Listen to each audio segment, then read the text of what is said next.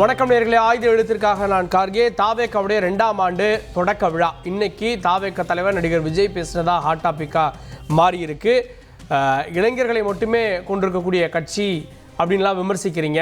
இளைஞர்கள் தானே அண்ணாவையும் எம்ஜிஆரையும் ஆட்சிக்கு கொண்டு வந்தாங்க, அதுபோல தான் அப்படின்றாரு.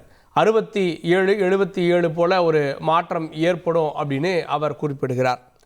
அதே நேரத்தில் மும்மொழி கொள்கை, நிதி விவகாரத்தில் பிரதான கட்சிகள் திமுக பாஜக ஹேஷ்டேக் போட்டு விளையாண்டுட்டு இருக்காங்க அப்படின்ற அர்த்தத்தில் அவர் பேசியிருக்கிறார். இதில் பின்னணி இருக்கா அப்படின்ற கேள்வியும் எழுந்திருக்கிறது. குறிப்பாக நாங்கள் பண்ணையார்களுக்கான கட்சி இல்லை, நாங்கள் ஏழை எளியோருக்கான கட்சி அப்படின்ற விஷயங்கள் எல்லாம் அவர் குறிப்பிடுகிறார். பாஜக மாநில தலைவர் அண்ணாமலை அவர் வேறு கேள்விகளை எழுப்புறாரு. மும்மொழி கற்கக்கூடிய வாய்ப்பு உங்களுக்கு மட்டும் கிடைச்சா போதுமா, உங்களுடைய தொண்டர்களுக்கு கிடைக்க வேணாமா அப்படின்ற கேள்விகளை அவர் எழுப்பியிருக்கிறார். யார் யாரோடு சேர்ந்தா எங்களுக்கு என்ன அப்படின்னு அமைச்சர் நேரு உள்ளிட்டவர்கள்லாம் இதில் பதில் கருத்துக்களை சொல்லியிருப்பதை நம்ம பார்க்க முடிகிறது.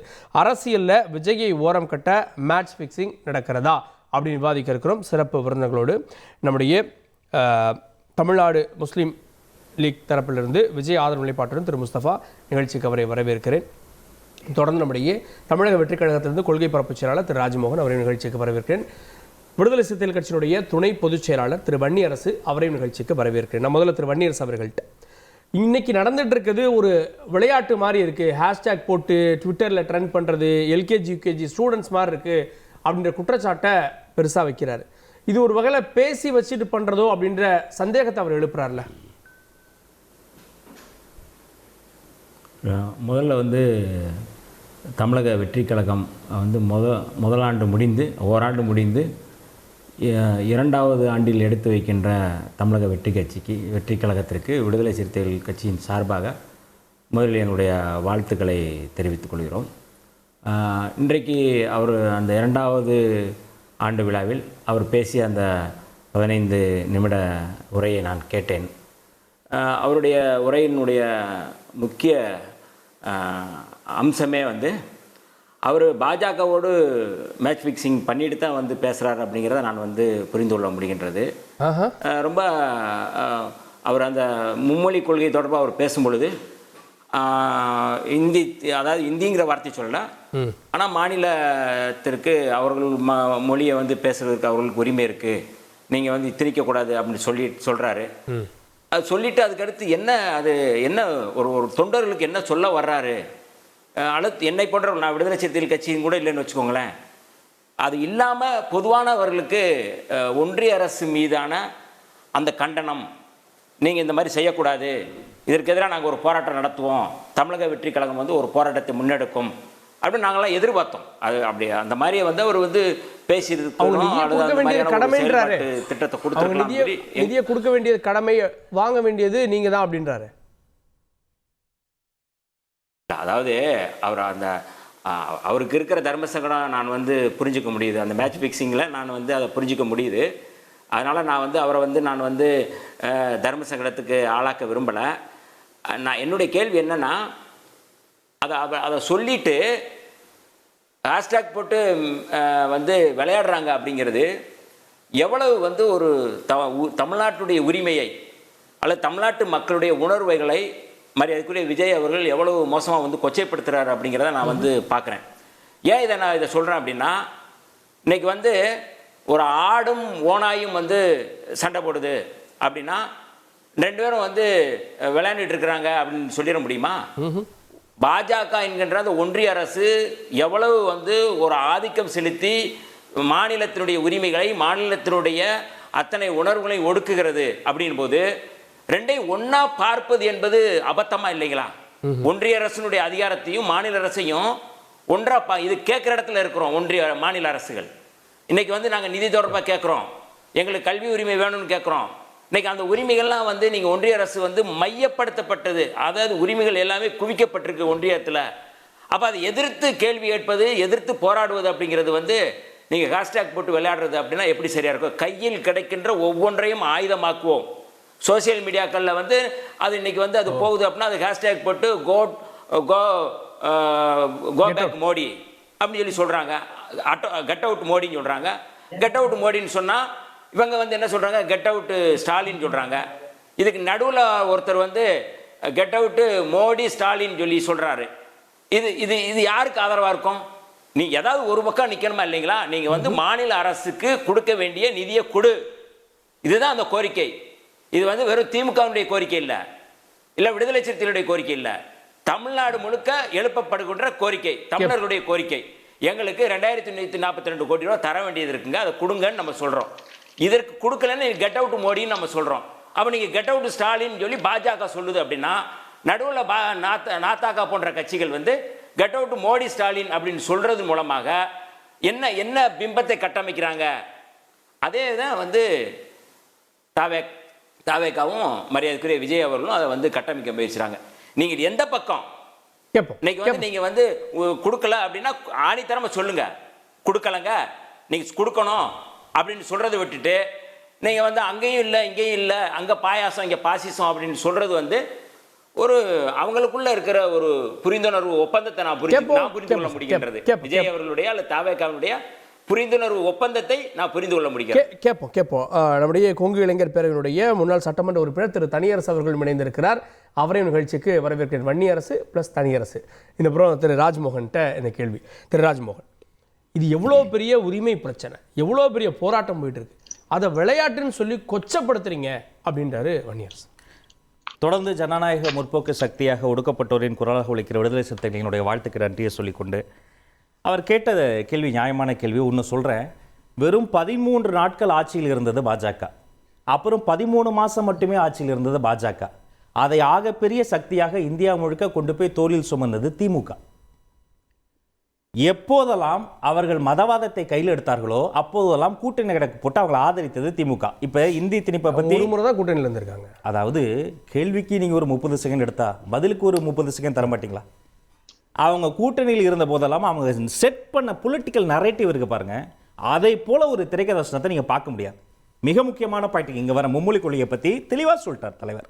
மும்மொழி கொள்கைன்னா என்ன, எங்களுக்கு வந்து நீங்கள் நிதி தர மாட்டோம்னு சொல்கிறது வந்து நிதி தர வேண்டியது உங்களுடைய கடமை, உரிமை. நான் என்ன கேட்குறேன், இந்தியாவிலேயே எந்த கட்சிக்கும் இல்லாத ஒரு பெரிய பலம் என்ன தெரியுமா? தொடர்ச்சியாக 14 ஆண்டுகள், ஒட்டுமொத்தமாக 18 ஆண்டுகள் மத்திய அரசினோடு கூட்டணி ஒரு உடன்பாடில் அங்கம் வகித்தது திமுக.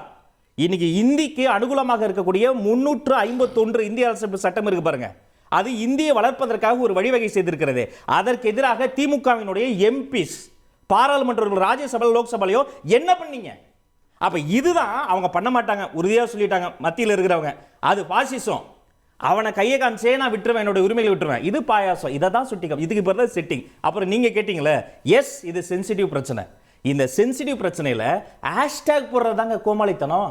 யார் ஹேஷ்டேக் போடலாம்? இல்ல, அவர் சொன்ன கிடைக்கிற ஒவ்வொன்றையும் ஆயுதமாக்குறோம். இன்னைக்கு சமூக வலைதளம் ஒரு பெரிய ஒரு போரே அங்கதாங்க நடந்துட்டு இருக்கு. டெய்லி நீங்க எல்லாம் அதுல இருக்கக்கூடியவர், உங்களுக்கு தெரியாதா என்ன? ஆயுதம் கிடைக்காத எங்களை போன்றவர்களுக்கு அது ஆயுதம். ஆனா எல்லா ஆயுதங்களையும் முடக்கி பத்திரிகையாளர்களை கைது பண்ணக்கூடிய இடத்தில் இருக்கக்கூடிய அதிகாரத்தில் இருப்பவர்களுக்கு அதுவும் ஆயுதம். நீங்க என்ன பண்ணணும்? ஹேஷ்டேக் போடக்கூடாது, சட்டம் போடணும். நீங்க என்ன பண்ணணும்? எங்க மீது வழக்கப்படக்கூடாது, அதுக்கு பதிலாக உரிமையை கேட்டு நீங்க பாலிசி போடணும். நீங்க என்ன போடணும்? சட்டமன்றத்தை வருஷத்துல 100 நாள் போட்டு இதை பத்தி கேள்வி கேட்டு கேள்வி மேல கேள்வி கேட்டு ஒரு பிரஷரை போடணும். நீங்க என்ன பண்றீங்க? இந்த பக்கத்துல இருந்து நான் அடிக்கிற மாதிரி அடிப்பேன், நீ அழுகுற மாதிரி அழுவு. அவர் பாட இவர் ஆட, இந்த ஒத்திசைவு நடனத்தில் இருக்கக்கூடிய கரப்ஷன் கபடதாரிகளை தான் இன்னைக்கு சாடி இருக்கிறோம். இதுக்கு பேர் தான் செட்டிங்க. அந்த குற்றச்சாட்டு உங்க மேல வைக்கிறாரு. எங்க கிட்ட அதிகாரத்துல இருக்கோமா? நாங்க பிரைம் மினிஸ்டர் சீஃப் மினிஸ்டர் நீங்க இருக்கீங்க அப்படின்னு கிடையவே கிடையாது. அது அவருடைய எண்ணமா இருக்கலாம், உண்மை அது கிடையாது. நான் தெளிவாக சொல்கிறேன், எந்த அதிகாரமும் இல்லாத நாங்க நீங்க சொன்ன மாதிரி எங்களுக்கு இதுதான் ஆயுதம், ஹேஷ்டேக் நாங்க போடுவோம். ஆனா அதிகாரத்தை கையில் வைத்திருக்கிற சட்டம் போட வேண்டிய நீங்கள் சட்டம் போடுவதற்காக நீங்க பதிலுக்கு ஹேஷ்டேக் போடுவீங்கன்னா இதுதான் சார் கோமாளித்தனமா இருக்கு. நீங்க போட வேண்டியது ஹேஷ்டேக் கிடையாது, சட்டம். நீங்கள் போட வேண்டியது வழக்குகள் கிடையாது. நீங்க வந்து சட்டமன்றத்தை கூப்பிட்டுங்க, அவங்க தர வேண்டியது அவர்களுடைய கடமை, கேட்க வேண்டியது உங்களுடைய உரிமை. இதுக்கு மேல தெளிவாக எப்படி சார் சொல்ல முடியும்? இதற்கு அகைன்ஸ்டா என்னெல்லாம் மிக முக்கிய பிரச்சனைகள், ஒரு பெண்களுக்கு பாதுகாப்பு சம்பந்தப்பட்ட பிரச்சனையோ, இந்த தமிழ் நிரப்பரப்பில் வரக்கூடிய இந்த சாதி ரீதியான ஒடுக்குமுறைகளோ, அப்போதெல்லாம் திட்டமிட்டு நடைபெற, நான் அடிக்கிற மாதிரி அடிக்கிறேன், நீ அழுகுற மாதிரி அழுகுது அப்படின்னு சொல்றது, இதுதான் திரைமறைவில் நடக்கக்கூடிய பிரச்சனைகள் வர்றதுல வேற ஏதோ டைவர்ட்டிங் பாலிசி இருக்கு அப்படின்னு பாக்குறீங்க. இப்ப இதுக்கு மேல என்ன, இது உள்ளங்கை நெல்லி கனி போல தெரிஞ்சு போச்சு. இன்னும் வேற என்ன வேணும்? இப்ப மத்திய அரசு என்ன சொல்றாங்க? புதிய கல்விக் கொள்கை. புதிய கல்விக் கொள்கையில் யாருக்காவது இங்கே வந்து உடன்பாடு இருக்கா? எனக்கு தெரிஞ்சு யாருக்கும் இல்லை. ஆனால் பிஎம்ஸ்ரீ திட்டம்ங்கிறதுல இல்லம் தேடி கல்வியில் வரக்கூடிய அம்சங்கள் ஒன்றா இருக்கா இல்லையா? ஐயா வீரமணி ஐயாவினுடைய நிலைப்பாடு இதுல என்ன? காஞ்சிபுரத்துல தமிழ் பலகையை வைக்க சொன்னவங்க, கடைகள்ல பாரதிதாசன் செத்து எவ்வளவு நாள் ஆச்சு? தமிழ்நாட்டு தெருவில் தமிழ்தான் இல்லைன்னு சொன்னார்ல, தமிழ் ஆர்வம் உள்ள அரசு தானே இருக்கு. தமிழ்ல பெயர் பலகை வைக்க சொன்னவங்க மீது வழக்கு போட்டிருக்கிறாங்க. மதுரையில இதே கூட்டணி கட்சியில தானே இருக்கிறாங்க. கூட்டணி கட்சி தலைவர்கள் கொடிக்கம்பை மேத்தினவங்க மீது எஃப்ஐஆர் போட்டிருக்கிறாங்க. இதை மத்திய அரசு பண்ணுவதில் எனக்கு வியப்பில்லை, மாநில அரசும் சேர்ந்து பண்ணுகிறதே இதை பார்க்கிற பொழுது வியப்பாக இருக்கிறது. இதுக்கு பேர் தான் செட்டிங். ஓகே, திரு வன்னியரசு அவர் சட்டம் போடுற இடத்துல இருந்துட்டு நீங்க ஹேஷ்டேக் போடலாமா, இது விளையாட்டு கேட்கிறார். இல்லை, அது மரியாதைக்குரிய ராஜ்மோகன் வந்து இப்படி வந்து ஹேஷ்டேக் போடுறதோ கோமாளித்தனம்னு அவர் வந்து சொல்கிறத நினைக்கும் போது எனக்கு அவருடைய நிலை எனக்கு ரொம்ப வேதனையாக இருக்குது. ஏன்னா அவர் மரியாதைக்குரிய விஜய் அவர்கள் வந்து பேசும்பொழுது இப்படி 2 பேரும் ஹேஷ்டேக் போடும்போது நம்ம பசங்க உள்ளே போயிட்டு டிவிகே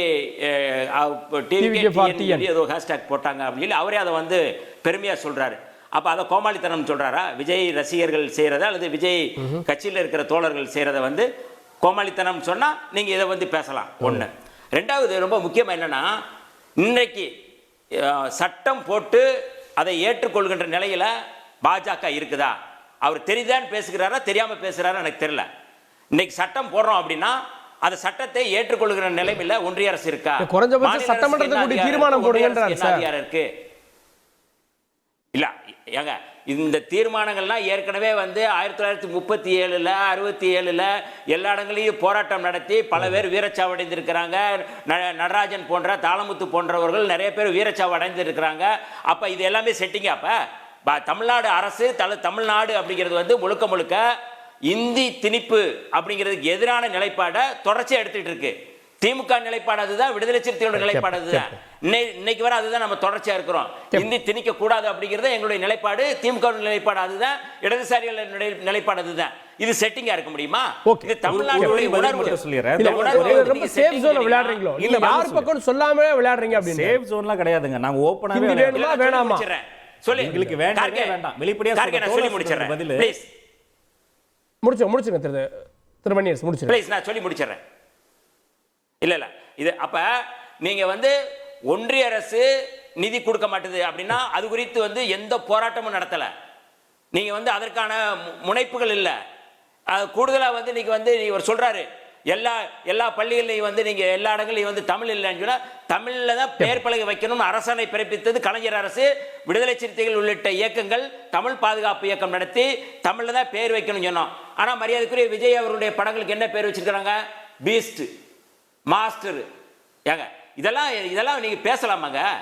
என்ன வாட் ப்ரோ? அப்புறம் ஏன் காஞ்சிபுரத்துல தமிழ்ல பெயர் பலகை வைத்தவர்கள் மீது வழக்கு போடுறாங்க? இல்ல நான் கேட்கறதுக்கு வழக்கு பதிவு பண்ணியிருக்கிறாங்க. ஏதாவது சொல்லுங்க. ஏதாவது வர்ற வாட்ஸ்அப்ல வர செய்தியை சொல்லாதீங்க. இல்ல நிகழ்ச்சி முடிந்த பிறகு ஆதாரத்தை நான் தரேன். தமிழ் பெயர் பலகை போராடியவர்கள் மீது வழக்கு போடப்பட்டது. ஒரு கவர்ச்சிகரமான ஒரு நடிகர் இருங்க ராஜ்மோகன் இருங்க. ஒரு கவர்ச்சிகரமான நடிகர் பல இளைஞர்களை, பல மாணவர்களை, பல பெண்களை எல்லோரையும் தன்வசைப்படுத்துகின்ற ஒரு ஆளுமை மிக்க ஒரு நடிகர். அவர் போய் பீஸ்ட் வைக்கலாமாங்க? மாஸ்டர் வைக்கலாமாங்க? கொஞ்சம் கூட தமிழ் பற்று இருக்காங்க? நீங்க தமிழக வெற்றி கழகம் வைக்கிறீங்க, கொஞ்சம் கூட ஒரு பொறுப்பு இருக்காங்க? என்ன வாட் ப்ரோ நீங்க பேசுறது? வாட் ப்ரோ சினிமா வேறு, அரசியல் வேறு, தொழில் வேறு, தொண்டு வேறு. சினிமாக்கு ஏன் தமிழ பேர் வைக்கலாம்னு கேக்குறீங்க? அதை மூலதனப்படுத்தி தான் நீங்க வரீங்க ப்ரோ. ஆளுங்கட்சியின் சார்பில் இருக்கக்கூடிய ரெட்ஜெயின் தயாரிக்கக்கூடிய படங்களுக்கு கேட்க முடியுமா ப்ரோ? What bro? சினிமா வேறு, அரசியல் வேறு. நம்ம கேள்வி அண்ணே ரொம்ப சிம்பிள்ண்ணே. உலக தாய்மொழி தினம் பிப்ரவரி.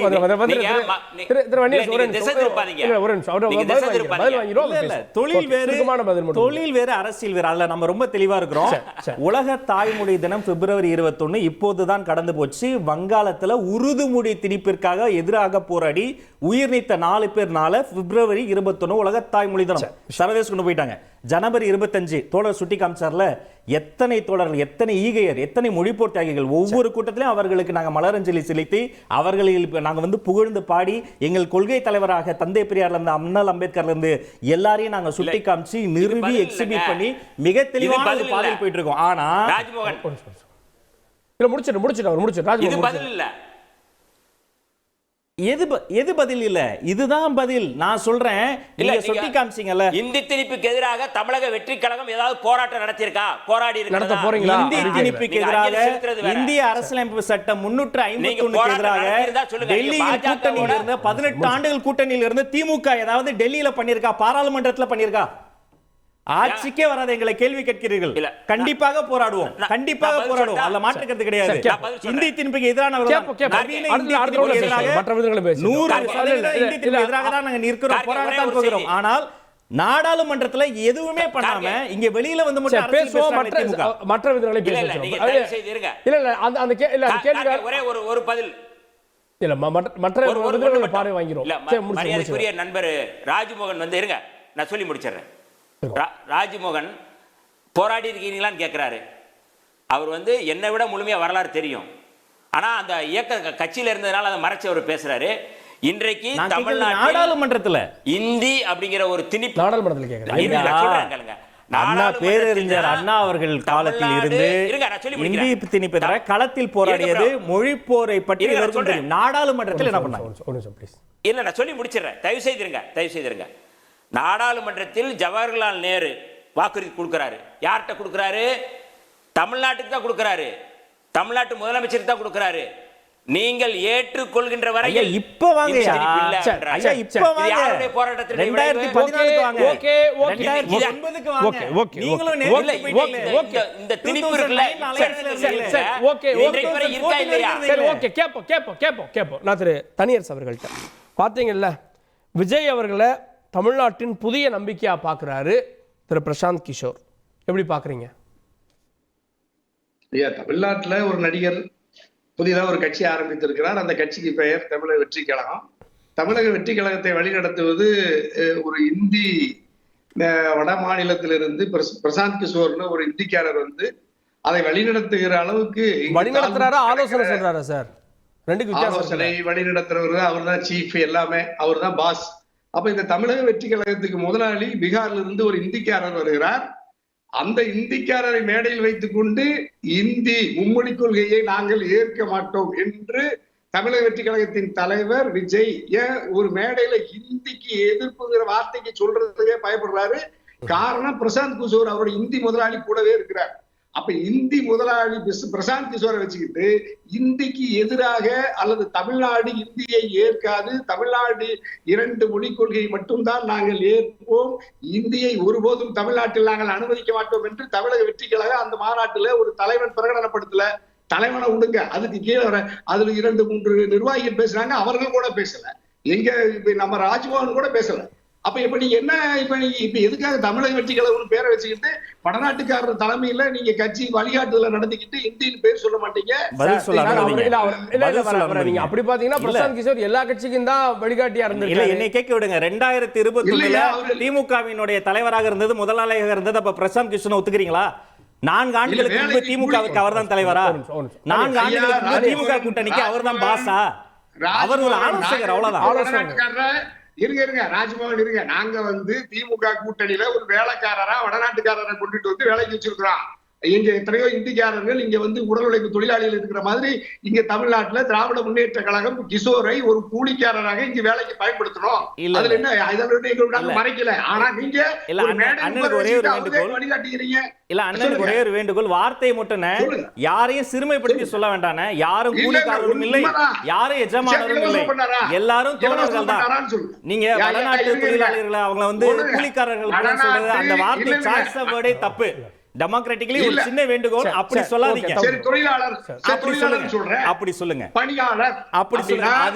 அதே பணிக்காக தான் இப்போது இங்கே இருக்கிறார். கடந்த 4 ஆண்டுகள் அவலத்தை பார்த்து இந்த பக்கம் வந்திருக்கிறார். திராவிட முன்னேற்ற கழகம் ஆதவர்ஜுனாவையும் பிரசாந்த் கிஷோரை பயன்படுத்தியது ஒரு தொழிலாளியாக, ஒரு பணியாளராக, ஒரு சேவகனாக பயன்படுத்தியது. ஆனா நீங்க மேடையில சிறப்பு அந்தஸ்துல உட்கார வச்சுக்கிட்டு அவரு தான் முதல்ல பேசுறாரு, அவருக்கு 5 நிமிடங்கள் நீங்க வரவேற்புரையாற்றி. திமுக மேடையில எங்க பிரசாந்த் கிஷோர் உட்கார வச்சோம்? தொண்டர் போற இடத்துல கூட உட்கார வைக்க முடியாது. வேலை செய்யறியா, பணத்தை கூலி சம்பளத்தை வாங்குறியா, போயிட்டே இருக்கு. ஆனா நீங்க என்ன செஞ்சுக்கிறீங்க? பிரசாந்த் கிஷோர் திமுக மேடையில பல மேடைகள்ல கூட்டணி கட்சி தலைவர்களே உட்கார்ந்தது இல்ல.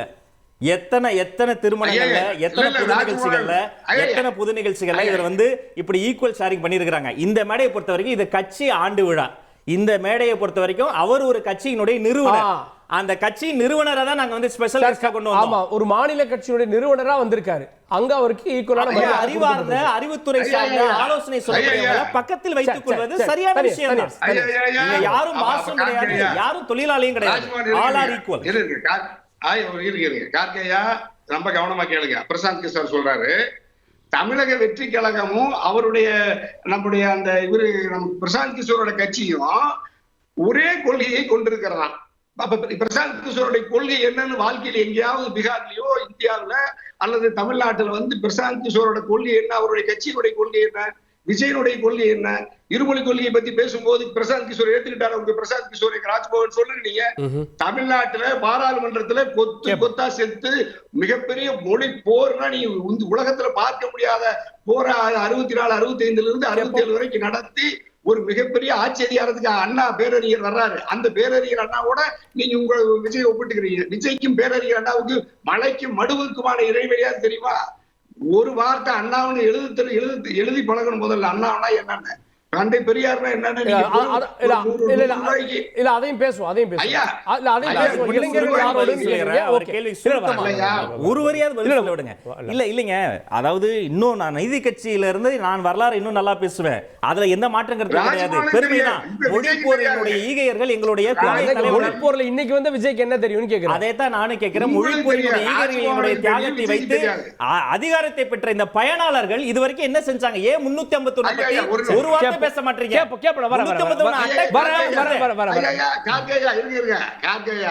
இப்ப நீங்க இந்தி எதிர்த்து இருமொழி கொள்கையால என்ன சம்பாதிச்சீங்கன்னு சொல்றீங்களா? இந்தியாவில் உலகத்துக்கே வழிகாட்டியா நான் சொல்றது 351.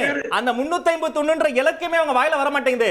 என்ஐஏ ஜிஎஸ்டி, என்ஐஏயும் ஜிஎஸ்டியும் பாராளுமன்றத்தில் கொண்டு வந்தது பாஜக. முதல் பார்வை ஆதரித்தது திமுக.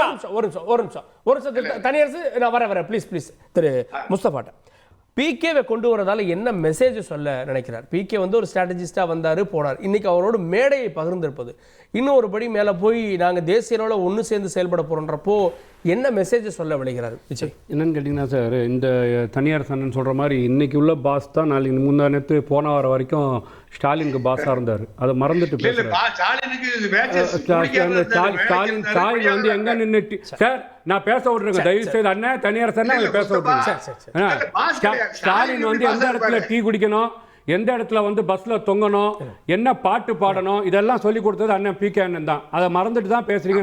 தமிழ்நாட்டில் காலம் திமுக அரசு வெற்றி பாதையை நோக்கி கொண்டு போயிருவேன்னு சொன்னது இந்த பி கே அண்ணன் அரசு தான். அவங்க இன்னொன்னு கேட்டீங்கன்னா தலைமை திமுக அறிவாலயத்திலிருந்து எங்களுக்கு வந்து வெற்றி பாதையை நோக்கி கொண்டு போறதுக்கு அவர் தான் வந்திருக்காருன்னு ஒப்பந்தம் வெளியிட்ட நிகழ்வுலாம் இந்த தமிழக மக்கள் பார்த்தாங்க. அந்த மாதிரி ஏதோ இன்னைக்கு மரியாதைக்குரிய தலைவர் விஜய் பார்ட்டியில் அந்த மாதிரிலாம் நடக்கல.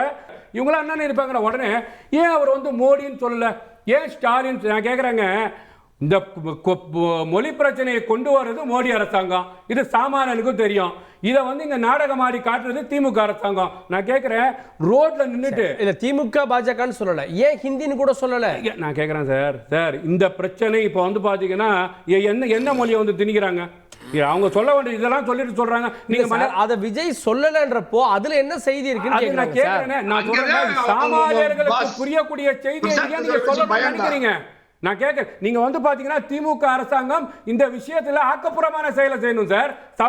பாராளுமன்றத்தை ஸ்தம்பிக்க வச்சிருக்கணும், மோடியை போய் பார்த்திருக்கணும், எஜுகேஷன் மினிஸ்டரை போய் பார்த்திருக்கணும், கூடுதலா அனைத்து கட்சியை கூட்டத்தை கூட்டி பிரம்மாண்ட ஆர்ப்பாட்ட போராட்டம் நடத்திருக்கணும், உண்ணாவிரதம் உட்கார்ந்து இருக்கணும். கொஞ்சம் யோசிச்சு பாருங்க. இப்போ தாவேக என்ன போராட்டம் அறிவிச்சுன்னு நான் கேக்குறேன் சார். திமுக நடவடிக்கை கிடையாதுங்க. நீங்க கேட்கக்கூடிய வார்த்தையே தவறு. தாவக ஆட்சியில இருக்கா திமுக ஆட்சியில இருக்கா? இந்த கொள்கை உள்ள வரக்கூடாது. திமுக செய்யணுமா தாவக செய்யணுமா? கொஞ்சம் யோசிச்சு பாத்தீங்களா? நீங்க ஏன் வந்து தாவகா செய்யணும்? ஏங்க நீங்க வந்து எல்லா துறையும் கையில வச்சுக்கிட்டு, போலீஸை வச்சுக்கிட்டு, பாராளுமன்ற உறுப்பினரை வச்சுக்கிட்டு, சட்டமன்றத்தை வச்சுக்கிட்டு, எம்எல்ஏக்களை வச்சுக்கிட்டு, நாங்க வந்து மெஜாரிட்டியான சட்டமன்றம் சொல்லி வாய்ச்சவடால் பேசிட்டு அவங்க சொல்லணும்னா செய்ய வேண்டிய ஆக்கப்பூர்வமான விஷயத்தை தமிழ்நாடு முதலமைச்சர் ஸ்டாலின் அண்ணா அவர்கள் செய்யணும். அவர் செய்யாம ரோட்ல தெருவில் நின்று சண்டை போடுவாங்க தெரியுமா? இந்த மாதிரி மாத்தி மாத்தி சண்டை போட்டுக்கிட்டு யாரை ஏமாத்துறீங்க? அதுக்கு இடையில ஏன் டிவி காரங்க உள்ள வந்தாங்க? அதுதான் சார் சொல்றேன். இந்த சண்டை போட்டு இருக்காங்க சார். நீங்க சார் வந்தீங்க. இந்த அயோக்கியத்தனத்தை முகத்திரையை கிழிப்பதற்கு டிவி காரங்க வந்திருக்காங்க. இவங்க 2 பேரும் அயோக்கியத்தனம் பண்றாங்க, உங்களை ஏமாத்துறாங்க. அதான் சார் பிகே ரொம்ப தெளிவா சொல்றாரு சார். இந்த நாட்டுல கரப்ஷன் ஊழல் தலைவிரித்து ஆடுது, குடும்ப வாரிசு தலைவிரித்து ஆடுது. அந்த மாதிரி 3 விஷயத்தை அவர் சொல்றாருன்னு சொன்னா இந்த தமிழ்நாட்டில் இருக்கக்கூடிய மதவாதம் தலைவிரித்து ஆடுது. இதை வந்து பாத்தீங்கன்னா சரி செய்யணும்னு சொன்னா இந்த திமுக அரசாங்கத்தை ஓரம் கட்டணும், இந்த தமிழ்நாடு மாறணும்னு சொன்னா இவ்வளவு ஆக்கப்பூர்வமான விஷயம் சொல்லும் போது கரப்ஷன் சொல்லிட்டார்ல. கரப்ஷன் சொல்லும் போது மரியாதைக்குரிய ஆதவன் அவர்கள் என்ன சொல்றாரு கேட்டீங்கன்னா 9 லட்சம் கோடி திட்டத்துக்காக வாங்கி கொள்ளடிச்சு முதுகொலையா எடுத்துட்டு போறாங்கன்றாரு. அப்ப என்ன சொல்றாங்க? திமுக கரப்ஷன். உடனே என்ன கேக்குறீங்க நீங்க? ஏன் அண்ணா திமுக சொல்லல? ஏங்க அண்ணா திமுக தான் போன வாட்டி முதலமைச்சர் சொல்லிட்டார்ல, முட்டையில ஊழல், தார்ல ஊழல், எல்லிட ஊழல், வாக்கி டாக்கி ஊழல், தாது மணல் ஊழல், குட்கால ஊழல், இதெல்லாம் சொல்லிட்டு அண்ணா திமுக என்ன நடவடிக்கை எடுத்தீங்க? டிஸ்ட்ரிக்ட் போ டெலிபோன் பூத் மாதிரி கோட் ஓபன் பண்ணீங்களா? எவ்வளவு பேர் நீங்க அரெஸ்ட் பண்ணீங்க? எவ்வளவு பேரை கைது செஞ்சீங்க? அந்த அயோக்கியத்தனத்தை திமுக அரசாங்கம் 9 லட்சம் கோடியை மக்கள் திட்டம் கொள்ளடிக்கிறார்கள் சொல்லி இந்த ஊழல் தமிழ்நாட்டுக்கு தேவையில்லைன்னு சொல்லி இன்னைக்கு மரியாதைக்குரிய விஜயின் தலைமையில் இருக்கக்கூடிய பார்ட்டி முகத்தை கிழிச்சு காட்சியிருக்கு. ஓகே பிரசாந்த் கிஷோர் மூலமாக விஜய் சொல்ல வரக்கூடிய செய்தி என்ன? திரு தனியரசு குறுக்கிட்டார். இதுல அடுத்ததா வந்து தேர்தல் அரசியலை எதிர்கொள்வதற்கு பூத் கமிட்டிக்குன்னு ஒரு மாநாடு போட போறோம் அப்படின்ற ஒரு திட்டத்தை வெளிப்படுத்துறாங்க. ஒரு அரசியல் கட்சியா முழுவீச்சா தயாராகிட்டு இருக்கதா பார்க்கலையா? இல்லையா, ஒரு கட்சி வந்து அதுல அதனுடைய நிர்வாக நிலைகளை வலிமைப்படுத்துறதுல அது தவறு இல்லை. அதுல ஏற்கனவே நீங்க பல தேர்தல்களில் வாக்குகளை பெற்று அதிகாரத்துக்கு வருவதற்கு ஒரு அரசியல் கட்சிக்கு தேவையான ஆலோசனைகளை பிரசாந்த் கிஷோர் பெற்ற ஆதவர்ஜனா மாதிரியான ஒரு நிறுவனங்கள் செய்து கொடுத்தார்கள். அதுல பல இடங்கள்ல வெற்றி பெற்றிருக்கிறாங்க, நான் மறுக்கல. அதுல நீங்க பூத் கமிட்டி அமைக்கலாம். இதெல்லாம் எனக்கு இதெல்லாம் வந்து ஒரு பணத்தை தந்து நிர்வாக முறையமைகளை அது ஒரு ஒர்க் வேலை, அவ்வளவுதான். அது ஒரு நீங்க ஒரு திருமணத்துக்கு மொத்தமா ஒரு ஈவெண்ட்டுக்கு ஒரு திருமணத்துக்கு சொன்னீங்கன்னா அவங்க எல்லாத்தையும் அவங்களே பார்த்துக்குவாங்க. அது மாதிரி தான் விஜய் கட்சி நடத்துறார். விஜயனுடைய கட்சி ஒரு அரசியல் இயக்கமாக, ஒரு தத்துவ இயக்கமாக, ஒரு கருத்தியல் கோட்பாட்டு இயக்கமாக பறந்து விரிந்த 8 கோடி தமிழ்நாட்டு மக்கள் தாய் நிலத்தில் தமிழ் நிலத்தில் இதற்கென இருக்கிற ஒரு பிரத்யேக அரசியல் சூழலில் அந்த இளைஞர்களுக்கு விஜய் எந்த அரசியலை இதுவரை கற்று தந்தார்? வாயை திறந்து ஒரு வார்த்தை அரசியல் பேசியிருக்காரா? இன்னைக்கு கூட நான் பல நாள் சொல்லியிருக்கேன். கொள்கை பிரகடன மாநாட்டில் என்ன அரசியல் பேசாம என்ன பேசினாரு? ஒரு கருத்தை சொல்லுங்களையா? இப்ப நீங்க வந்து ஒரு 5 பேரு புகைப்படங்களை வச்சுட்டு 100 ரூபாய்க்கு அஞ்சலையம்மா எங்க அண்ணல் அம்பேத்கர் ஐயா அதுக்கான காரணத்தையும் சொன்னாங்கல்ல. அதெல்லாம் நீங்க வெளிப்படுத்தணும்ல. இப்ப நீங்க அம்பேத்கர் ஐயாவை பின்னாடி வச்சிருக்கிறீங்க.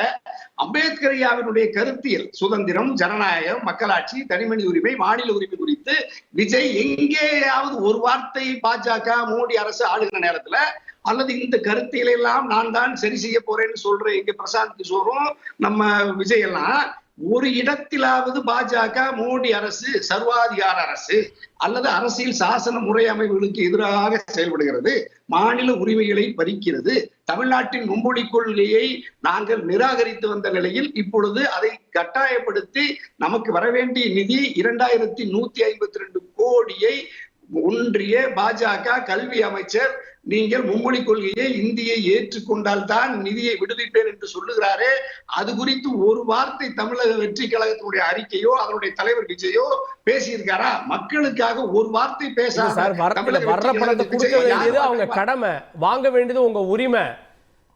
மக்கள் மேல மொழியை திணிக்க முடியாது. ஐயா ஐயா நீங்க சொல்றத வேற ஃபார்மேட்ல சொல்லிருக்காரு சார். அல்லையா, ஆமாயா, தமிழக வெற்றி கழகத்தினுடைய ஒரு தலைவன் அந்த கட்சிக்கு கோரிக்கை வைக்கல, அவர் கடமையாமா, இவர் வந்து உரிமை, இந்த ரெண்டை சொல்லிட்டு ஒரு கட்சிக்கு இதுதான் ஒரு கடமை. பாஜக கொள்கை எதிரின்றாங்க, அப்ப அதை நீங்க ஏத்துக்கலையா? என்ன கொள்கைன்னு சொல்லுங்க. பாஜக இந்தந்த கொள்கையை கொண்டிருப்பதனால், தமிழக வெற்றி கழகம் அதற்கு எதிரான கொள்கைகளை கொண்டிருப்பதனால் பாஜகவை, மோடியை, இந்துத்துவ சக்திகளை தமிழக வெற்றி கழகம் இந்த கருத்தியலோடு முரண்படுகிறது. நாங்கள் எதிர்த்து தாக்கி தமிழகத்தில் இந்துத்துவ, பாசிச, பாரதிய ஜனதா கட்சியின் அரசியல் திட்டங்களையோ அதன் கட்சியின் கொள்கைகளையோ தமிழ் மண்ணில் வேறுவிட அல்லது கால்பதிக்க நாங்கள் அனுமதிக்க மாட்டோம். இதுதான் தமிழக வெற்றி கழகத்தின் பிரகடனம். ஒரு வார்த்தை ராஜ்பவனை கூட சொல்லுங்க. இப்ப சொல்லிருக்கேன் பாத்தீங்க, நிகழ்ச்சி முடிஞ்சு அனுப்புறேன். நான் கொள்கை பரப்பு செயலாளராக அறிக்கையே எச் ராஜா அவர்களும் மதிப்பிற்குரிய எச் ராஜா அவர்களும் மதிப்பிற்குரிய அக்கா தமிழிசை அவர்களையும் கண்டித்து அறிக்கையே வெளியே வந்துட்டு நீங்கள் பார்க்காமல் விட்டது உங்களுடைய அறியாமை. வெளிப்படையா கண்டிச்சு, இது நவீன ஹிந்தி திணிப்பு, அதை நாங்கள் எதிர்க்கிறோம், தமிழக வெற்றி கழகம் எதிர்க்கிறதுன்னு அதிகாரப்பூர்வமாக அறிக்கை வெளியிட்டாச்சு. கேட்ட கேள்விக்கு பதில் இன்னொரு கூடுதலா ராஜபவன் கூடவே ஒண்ணு சொல்லிடுறேன். அதாவது நீங்க மொத்தமா இன்னைக்கு 13 நிமிஷம் உங்க தலைவர் பேசினாரு. அதுல ஒரு 3 நிமிடம் 4 நிமிடம் பிரசாந்த் கிஷோர் வரவேற்பதற்கு ஆங்கிலத்தில் பேசி முடிச்சிட்டீங்க. 4 நிமிடம் வேற எழுதி கொடுத்ததுல அங்கொன்னு இங்கொன்னுமா தொட்டுட்டு சொந்தமா விஜய் தன்னுடைய சுயசுந்தனிலிருந்து வெளிப்படுத்திய வார்த்தைகளினுடைய நேர அளவு வெறும் 4 நிமிடம். மொத்தமா 13 நிமிஷம் தான் பேசியிருக்காரு. இல்ல சார், ஐயா அப்படி நம்ம பேச்ச வகைப்படுத்த முடியுமா சார்? அதாவது அவரு சினிமா விட்டு வந்துட்டாரு, அரசியல் இருந்தவங்கள இப்ப சினிமா ஷூட்டிங் மாதிரி போற இடத்துல நீ அப்பான்னு சொல்றாங்க, எனக்கு ஆனந்தமாக இருக்கிறது, அவங்க தான் எழுதி கொடுத்து அப்படியே பேசிட்டு இருக்காங்க. அவர் கேட்ட கேள்விக்கு நான் ஆதாரத்தோட பதில் சொன்னேன். முதல்ல அதை வேலிடேட் பண்ண அறிக்கை வந்துதான் 2 வாட்டி கேட்டார் அண்ணன் தனியரசன. கொள்கை பரப்பு செயலாளர் நான் 2 தலைவர்களை கண்டித்து அறிக்கை விட்டு இருக்கிறேன். திமுகவில் இருந்து அவர்களினுடைய மறைமுக கூட்டணியை எக்ஸ்போஸ் செய்திருக்கிறார் என்னுடைய தலைவர். பாசிசத்தையும் எதிர்த்திருக்கிறார், பாயசத்தையும் எதிர்த்திருக்கிறார், 2 பேரையும் கெட் அவுட் என்று சொல்லியிருக்கிறார். அதிகாரத்தில் கையில் வைத்திருக்கிறவர்கள் ஹேஷ்டேக் போட்டுக் கொண்டிருக்கிறீர்கள், நீங்க சட்டத்தை போடுங்கள் என்று சொல்லியிருக்கிறார். ஓகே ஓகே ஓகே பரவாயில்ல. இப்பவும் நான் சொல்றேன், நான் ராஜ்பவன் நீங்க தமிழக ஒன்றிய பரப்பு செயலாளர், இந்த நிலைகளில் பாஜகவினுடைய கொள்கைக்கும் தமிழக வெற்றி கழக கொள்கையும் நேர் முரணானதுன்னு ஒரு கொள்கையை பாட்டுக்கு பாட்டா பாடுனேன். இவ்வளவு தெளிவா சொல்லிட்டேன். நவீன இந்திய திணிப்புக்கு எதிராக தமிழக வெற்றி கழகம் இருக்கிறது. விஜய் இருக்காரு, அவருக்கு ரசிகர்கள் இருக்காங்க, அந்த ரசிகர்களை கொள்கை வயப்படுத்தி இருக்கீங்களா? சார், அவர் கேட்டார்ல, புரட்சியாளர் அண்ணல் அம்பேத்கரை பத்தி கேட்டார்ல, என் இதயங்களை தாங்கி இருக்கிறேன் அம்பேத்கரை. நான் சொல்கிறேன், தமிழக வெற்றி கழகத்தினுடைய தலைமை அலுவலகத்தில் அண்ணல் அம்பேத்கருக்கு சிலை இருக்கு. அண்ணாரிவாளையத்தில் அம்பேத்கருக்கு சிலையை காட்டுங்க, ஒரு சிலையை காட்டுங்க. இல்ல இதுதான் இப்ப நீங்க ஏமாத்துறது. அதுதான் ஒரு அடையாளப்படுத்துவதே அரசியலுக்காக. என்னங்க சிலையில அரசியல் இருக்குங்க? அம்பேத்கர் சிலை வைக்க மாட்டீங்களா? பெரியார் சிலை வைக்க மாட்டீங்களா? கலைஞர் ஐயா சிலை இருக்கு, அண்ணாக்கு சிலை இருக்கு. அம்பேத்கர் சிலையை வைப்பதற்கு கூட நீங்கள் இவ்வளவு யோசிக்கிறீங்களே, இதுவா சமூக நீதி? பெரியார் இறந்து எத்தனை, அதாவது அம்பேத்கர் இறந்து எத்தனை ஆண்டுகள் பெரியார் இருந்தாரு, அவர் இறந்து எத்தனை ஆண்டுகள் நம்மளா இருக்கிறோம். ஈரோட்ல ஒரு அம்பேத்கர் சிலையை எத்தனை ஆண்டுகள் வைக்க முடியல? ஒரு நிமிஷம், ஆம்ஸ்ட்ராங் அவர்கள் கேட்ட கேள்வி அப்படியே இருக்கு. அம்பேத்கர் கருத்தை பேசிட்டீங்களா? அம்பேத்கர் ஐயா இந்து மதத்துக்கு எதிராக இந்து மதத்திலிருந்து வெளியேறன்னு சொன்னாரு. உங்க தலைவரும் நீங்களும் சொல்லுவீங்களா? திமுக சொல்லுச்சா? இந்த திராவிட மாடலினுடைய ரோல் மாடலே ராமர் அமைச்சர் ரகுபதி. இப்ப வரைக்கும் யாரும் மறுக்கல. திராவிட மாடலின் ரோல் மாடல் ராமரா? திராவிட மாடலின் ரோல் மாடல் ராமரா? நீங்கள் ஏற்றுக்கொள்கிறீர்களா? அமைச்சர் சொன்னது சரியா? இல்ல, இங்க வாழும் அண்ணலா அம்பேத்கராவே இங்க திருமாவளவன் இருக்காரு, விடுதலை சிறுத்தைகள் கட்சி. மாற்று கருத்தே கிடையாது. திருமாவளவன் எங்களுக்கும் அண்ணன், எங்கள் அரசியல் முன்னோடி, ஒடுக்கப்பட்டவர்களின் குரல். வேங்கை வயலுக்காக அவருடைய பாதையில் நாங்கள் பேசுகிறோம். வேங்கை வயலுக்கு திமுக வருதா? வேங்கை வயலுக்கு வீசா வாங்கிட்டு போணுமா? நாங்க வந்து எதுக்காக அம்பேத்கரையா, பட்டியல் சமூகத்தினுடைய அம்பேத்கரையாவை நேசிக்கிற ஒட்டுமொத்த ஜனநாயக சக்தியின் வாக்குகளுக்காக வெறும் ஒரு சிறுமைப்படுத்தாங்க.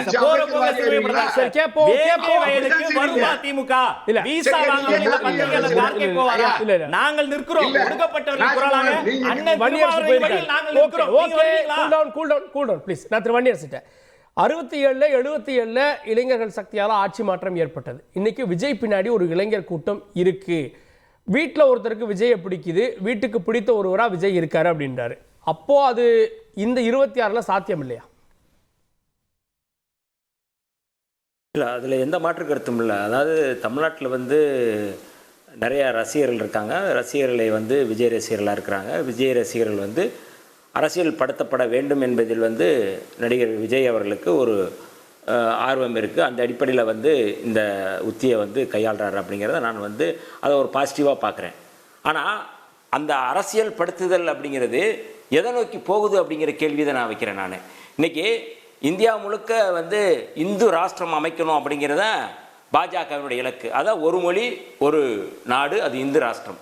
அந்த இந்து ராஷ்டிரத்துக்கு எதிராக ஒரு போராட்டத்தை முன்னெடுக்கணும் அப்படிங்கிறது விடுதலை சிறுத்தைகள் நாங்கள் தொடர்ச்சியாக போராட்டத்தை நடத்துகிறோம். திராவிட முன்னேற்ற கழகம் இது குறித்து வந்து போராட்டம் நடத்திட்டு இருக்காங்க. நாங்கள் சேர்ந்தே நடத்தியிருக்கிறோம். இப்போ சமீபத்தில் நடத்தியிருக்கிறோம். இப்போ எல்லாருமே வந்து இந்த இந்து ராஷ்டிரத்துக்கு எதிராக ஒரு மொழி அப்படிங்கிறது தொடர்பாக வந்து நாடாளுமன்றத்தில் மிகப்பெரிய போராட்டத்தை வந்து விடுதலை சிறுத்தைகள், திராவிட முன்னேற்ற கழகம் எல்லாரும் சேர்ந்து தான் போராட்டத்தை நடத்திருக்கோம். இந்த ஒரு மொழி ஒரு நாடு அப்படிங்கிறத நாங்கள் ஏற்றுக்கொள்ள மாட்டோம் அப்படிங்கிறத எதிர்த்திருக்கிறோம். ஆனால் இந்த ரசிகர்கள் வந்து அரசியல்படுத்தப்பட வேண்டும் அப்படிங்கிறதுல இதில் எந்த இடத்துல இருந்து நகர்றாங்க அப்படிங்கிற கேள்வியை நான் முன்வைக்கிறேன். ஒன்று. ரெண்டாவது, மரியாதைக்குரிய ராஜ்மோகன் அவர் சொல்கிறாரு அறிவாலயத்தில் வந்து அம்பேத்கர் சிலை இல்லை அப்படிங்கிறத வந்து அவர் சொல்கிறாரு. அதுக்கு வந்து அந்த கேள்விக்கு வந்து திமுக பதில் சொல்லணும். நான் அதுக்குள்ளே நான் போகலை. ஆனால் தாவேகா தன்னுடைய அம்பேத்கருடைய சிலையை நிறுவி இருக்கிறாங்களா அல்லது பிள்ளையார் சிலை மாதிரி எடுத்துகிட்டு போய் அங்கே வச்சுட்டு அதை கும்பிட்டுட்டு போய் உள்ளே வச்சிடுறாங்களா? இது என்னுடைய கேள்வி. நீலாங்கரை தலைமை அலுவலகமா இல்லை நிறுவனம் செய்யப்பட்ட ஒரு தலைமை அலுவலகமா வந்து எது நீங்கள் சொல்கிறீங்க? அது வீடா தலைமை அலுவலகமா? அங்கே வந்து நீங்கள் ஒரு சிலையை நீங்கள் கொண்டு போய் வச்சுட்டு அஞ்சலி செலுத்திட்டு உள்ளே போய் வைக்கிறது தான் உங்களுடைய அம்பேத்கருக்கு நீங்கள் செலுத்துகிற மரியாதையா? இது ஒன்று. ரெண்டாவது, ஊழல் குறித்து வந்து முஸ்தபா போன்றவர் சொல்கிறாங்க.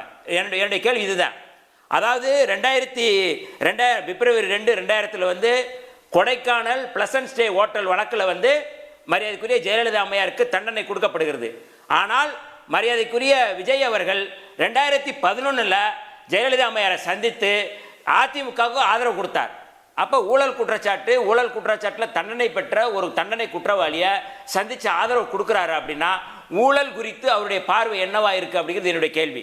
ரெண்டாவது, இப்ப அவர் முஸ்தபா சொல்லும் போது சொல்றாரு முஸ்தபா அவர்களே பிளசன்ட் ஸ்டே ஹோட்டல்ல இருந்து அவர் வெளியே வந்துட்டார்ல 2014 அப்புறம் தான் இந்த கேஸ்ல தண்டனை. இல்ல அதுதாங்க 2011 போறாருல, ஆதரவு கொடுக்குறாருல, அதிமுக ஆதரவு கொடுக்குறாருன்னு சொல்றேன்.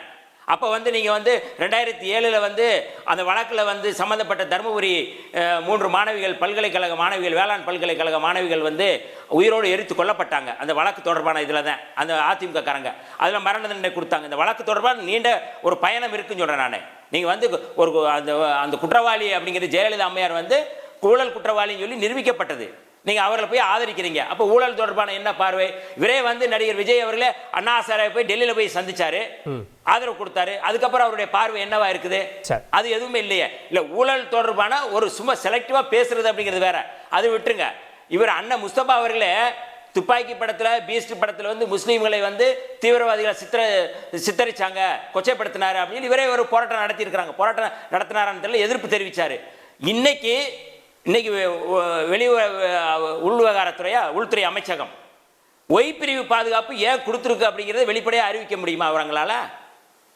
ஒய் பிரிவு பாதுகாப்பு விஜய்க்கு ஏன் கொடுக்கணும்? அண்ணாமலை சொல்லியிருக்காரு கொடுத்திருக்காங்க. இல்ல அண்ணாமலை நீ சொன்னாரு அவர் ஒரு செலிபிரிட்டி இதெல்லாம் மேனேஜ் பண்ணனும் அப்படினா திறன் வாய்ந்த இந்த மாதிரியான ஒய் பிரிவு பாதுகாப்பு வேணும், அதை விஜய் ஏத்துக்கணும்னாரு. இல்ல நான் ஒரு குற்றச்சாட்டு இந்த இல்ல தொலைக்காட்சி மூலமாக நான் ஒரு குற்றச்சாட்டு சொல்றேன், அதை வந்து நிரூபிக்கட்டும். நடிகர் விஜய் அவர்களுக்கு ஒய் பிரிவு பாதுகாப்பு கொடுக்கப்பட்டதற்கு இவர்கள் அதிகாரப்பூர்வமாக உள்துறை அமைச்சருக்கு கொடுக்கப்பட்ட கடிதத்தில் இஸ்லாமியர்களால் எங்களுக்கு அச்சுறுத்தல் இருக்கு அப்படிங்கிறத வந்து எழுதி கொடுத்துருக்காங்க.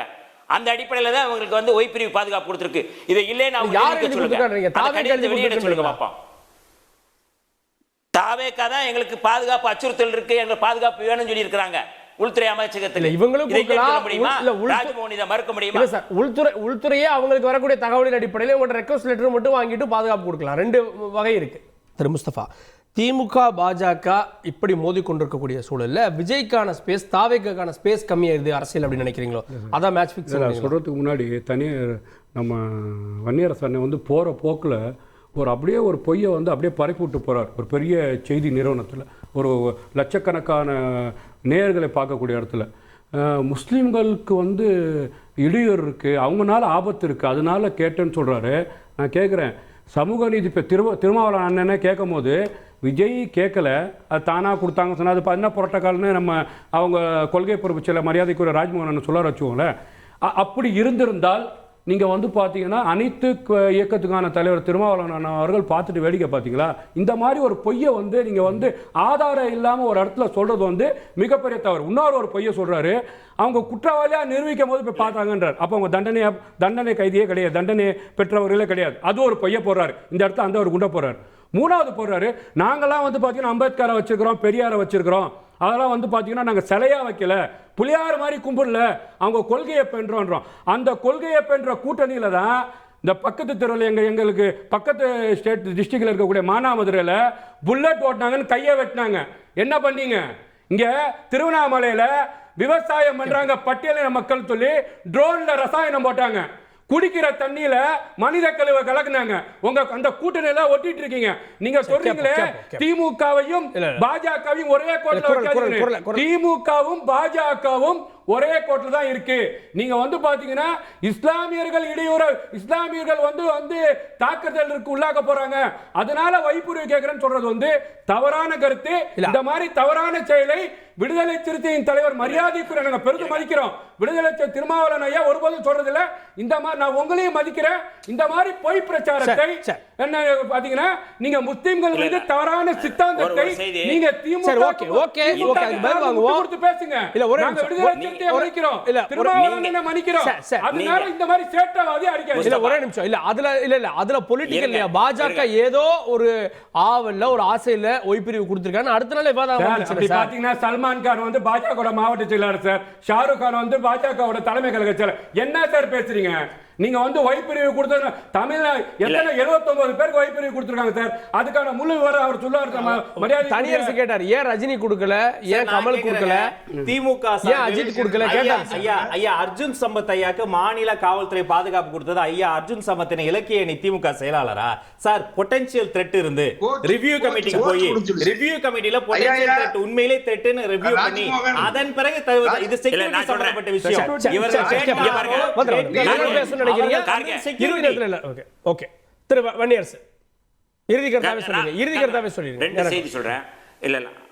அண்ணன் முஸ்தபா அவர்கள் வந்து நாங்க மதிக்கிறோம். அவரு தாங்க பீஸ்ட்லயும் துப்பாக்கிலையும் வந்து இஸ்லாமியர்களை கொச்சப்படுத்துறாருன்னு அவரு தாங்க கொடுத்தாரு. நாங்க கொடுக்கல, அவரு தாங்க கொடுத்தாரு. அதை திரும்ப பெற சொல்லுங்க. சொல்லி முடிச்சிருக்கீங்களா? முஸ்தபா நீங்க பேசிட்டீங்க, நான் கேட்ட கேள்விக்கு மட்டும்தான் நீங்க சொன்னதுனால நான் சொல்றேன். நான் முஸ்தபா அண்ணன் கொஞ்சம் இருங்க. நீங்க தான் உங்க அறிக்கையில தான் என் கையில அறிக்கை இருக்கு. நீங்க தான் சொல்ற இஸ்லாமியனுடைய சமூக விரோதி விஜய்னு சொல்லி நீங்க தான் சொன்னீங்க, நான் சொல்லல. நாங்க என்ன சொல்றோம், அந்த லெட்டர்ல இஸ்லாமியர்களால அச்சுறுத்தல் இருக்கு அப்படிங்கிற அடிப்படையில் கொடுத்திருக்காங்கன்னு நான் சொல்றேன். அது உண்மையா இல்லைன்னு அவங்க கடிதத்தை அது பொதுவெளியில் இல்லாத ஒண்ணு எப்படி சொல்றீங்க? அது அபாண்டா அவதூறுன்றாரு சார். அது ஒரு சமூகத்துல